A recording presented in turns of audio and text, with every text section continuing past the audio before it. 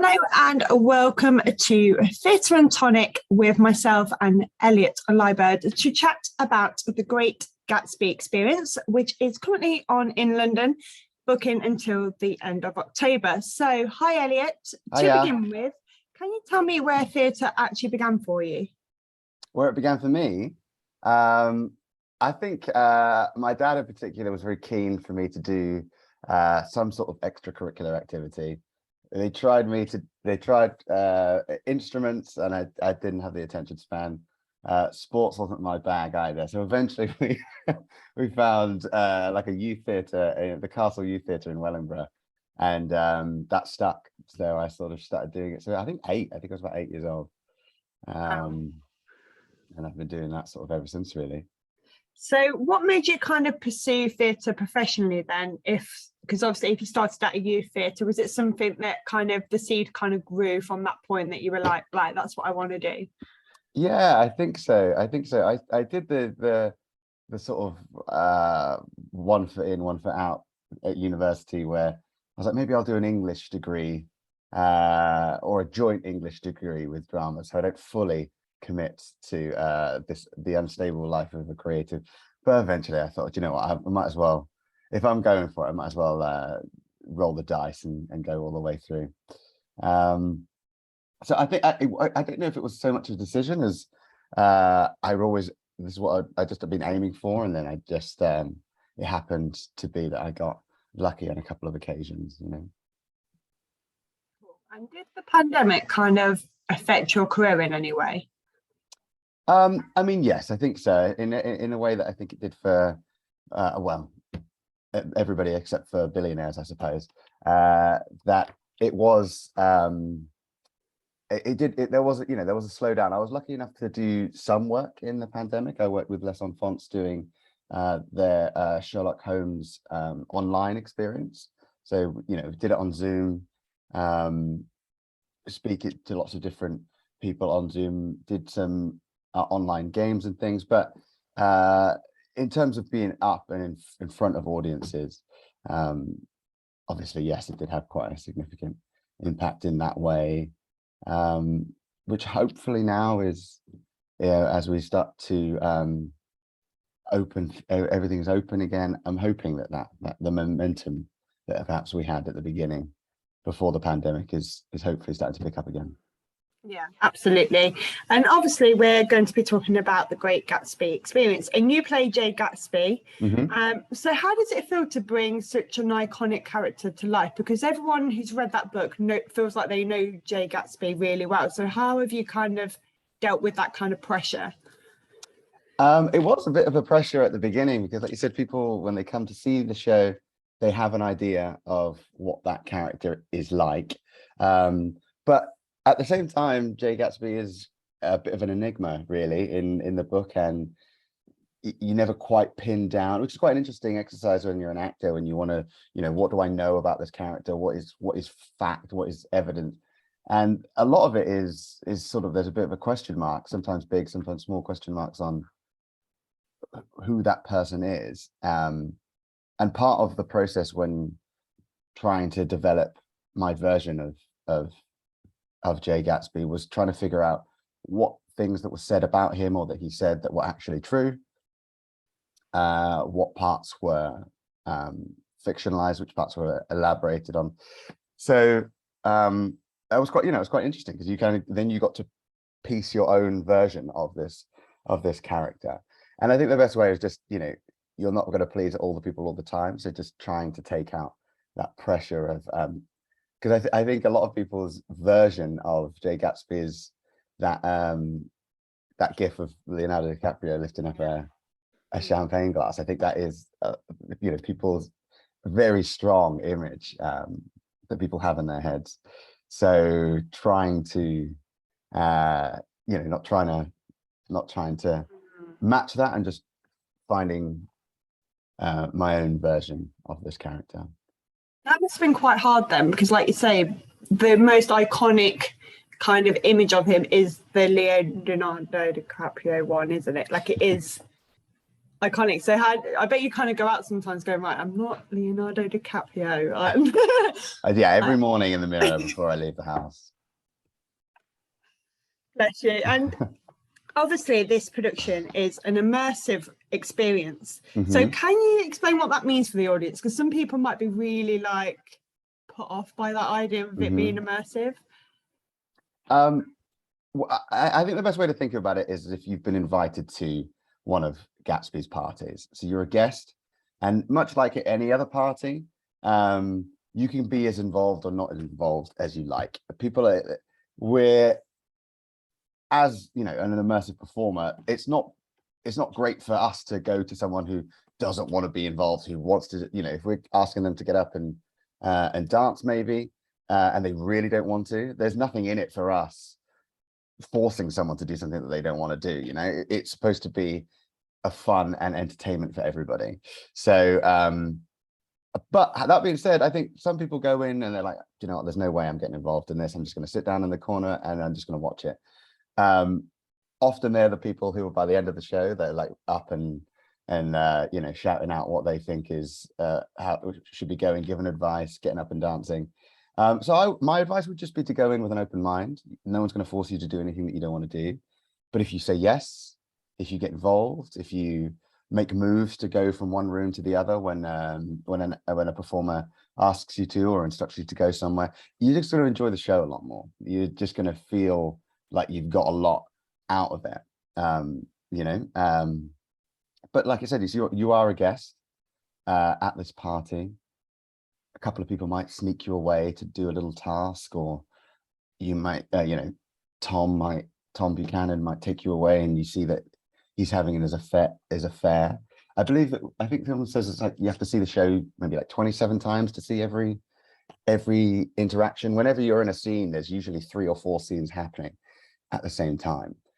When we were rehearsing and show watching, I think I saw the show 7 or 8 times, and I still haven't seen all of it. And you know, there's parts of it now that I probably won't see because I'm doing a scene and they're all doing their scenes at the same time. So do you have like a main script kind of work on, or is there kind of a bit of improvisation in there anyway? Yeah, we do. So it's not immersive in the sense that, like, if you're an audience member, the story's going to happen. The book was written like a long time. We follow the story, and it's quite tight to the book. Actually, there's a lot of sections which are just directly taken from the book. However, you are, so we do follow that script. So if nobody said a word to us all evening, it would be a less interesting show. We'd still get from, you know, what would happen. But within that, there is a lot of room for improvisation. If I take a small group into Gatsby's bedroom and I ask them, have they ever been loved? Tell me about your first loves. If someone's really getting into it, and some people do, some people really open up, which is very rewarding as a performer when you know, you're asking somebody something that could be quite personal, and they go, do you know what? I feel comfortable. I feel safe here. I don't know you, you don't know me. Let's talk about it. And people get really into it, and that's much more interesting for me than, you know, following exactly what happens in the script. I need to give them the information that they need to know. But if they want to talk to me about you know, the love of their life that they felt got away, that I'm here for it. So there is a lot of room for improvisation within that. What's it like kind of working with the different characters as well, the different kind of actors in that space? I bet it's really fun to kind of have this immersive experience because it's not a static stage. You're kind of moving into a space, aren't you? So that must be really fun. Absolutely, yeah. It's really good fun. I feel like it's a very ensemble cast, everybody involved in it. We're making some, and you know, cast and crew, stage management, everybody, like it's very much, we're all here on an equal footing trying to create this sort of mammoth show every night. So you know, we're all working on the same page to try and get something to go. Some of the characters are like, well, to Gatsby, you know, the main person is Daisy. That's the sort of where almost all of his attention lies. But within that, he has to either manipulate or cajole or convince a number of other characters to help him out what he needs to do. He needs to convince Jordan Baker and her entourage to help him out. He needs to try and you know, impress Nick Carraway, or at least he feels that he needs to impress him in order to convince him that he's not just a country bumpkin who lied and got a lot of money. No, I don't know if he's a country bumpkin. I think he comes from the north. I don't know. I don't know where Gatsby comes from. No one really knows. No one knows. It just appeared out of nowhere. So, you know, so as I'm going around, as are the other characters who are following their own storylines. Like, for example, George Wilson and Myrtle Wilson, me as Gatsby hardly has very many interactions with them at all. However, their story arc is as full and interesting as everybody else's.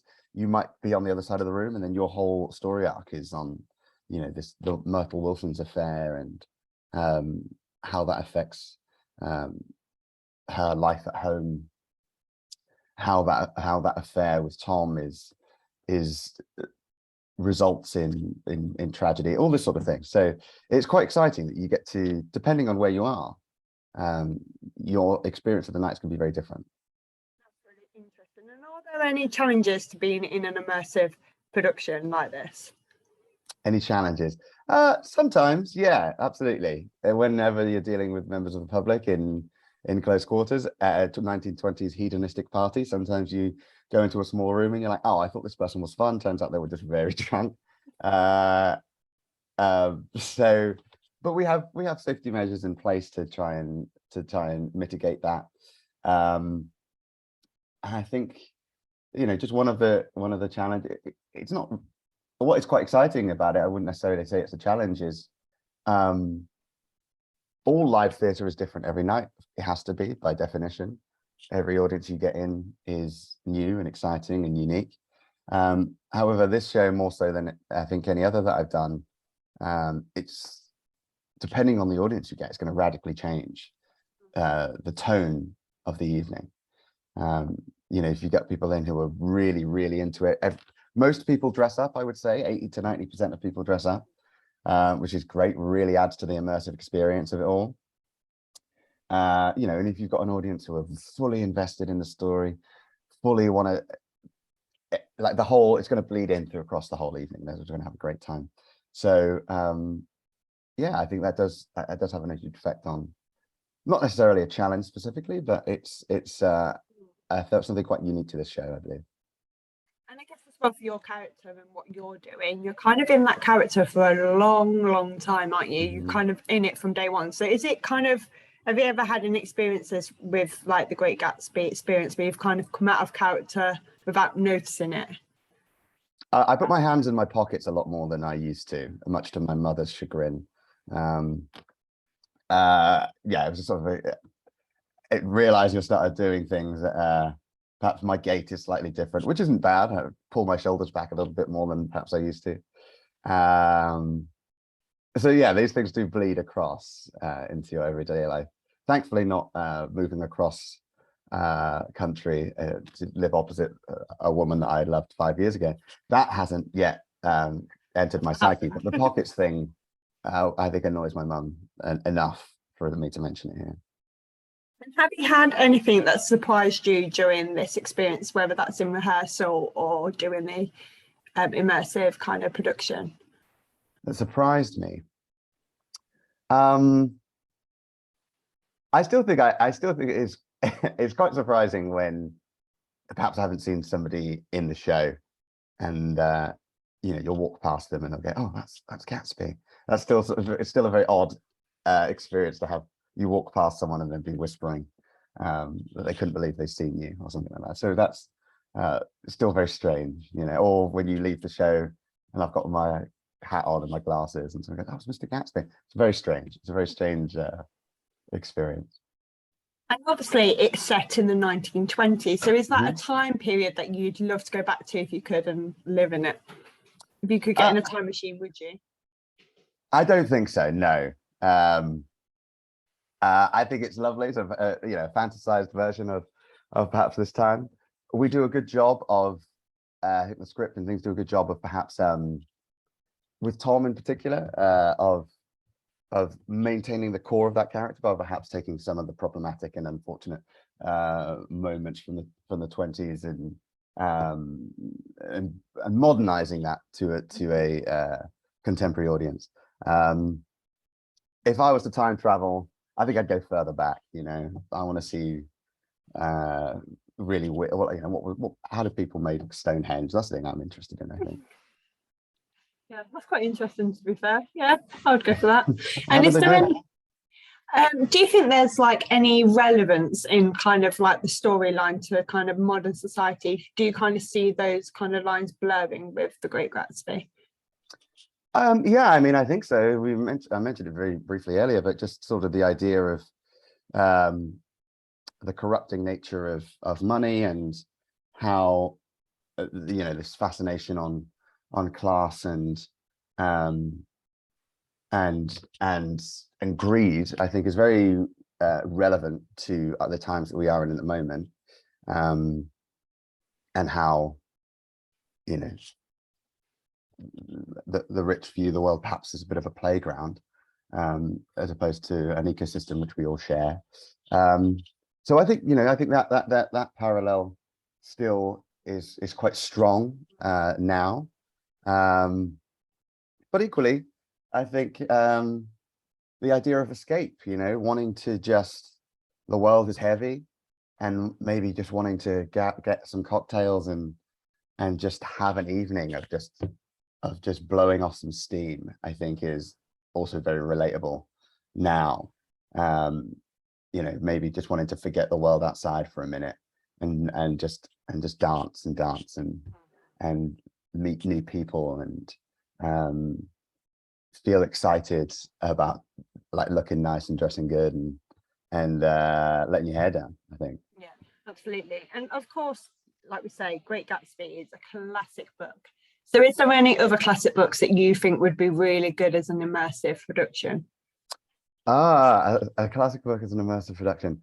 That's a good question. I don't know, really. I've always thought a Treasure Island would be good. That it would be a good one. I think so. That would be quite exciting. Lots of pirates running around. Yeah, that would be quite exciting. I don't know. I like The Lion King. I know it's not a classic book, but I guess it's Hamlet. But I don't know. That would be, I'd like to. I just kind of want to be on stage and stroke the lion's mane, I suppose, would be fun. I don't really know. It's the sort of thing now when you've asked someone what's their favorite book, and I was like, I've never read anything. I've never I couldn't possibly tell you. I've never read a book in my life. I don't know.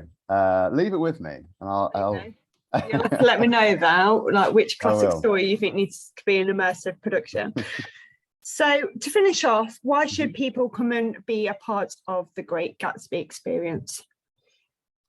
I think, like, you know, what I said before, that it's an opportunity for a little bit of escape. It has a bit of everything. I think there's like romance and drama and lots of laughter, a couple of tears.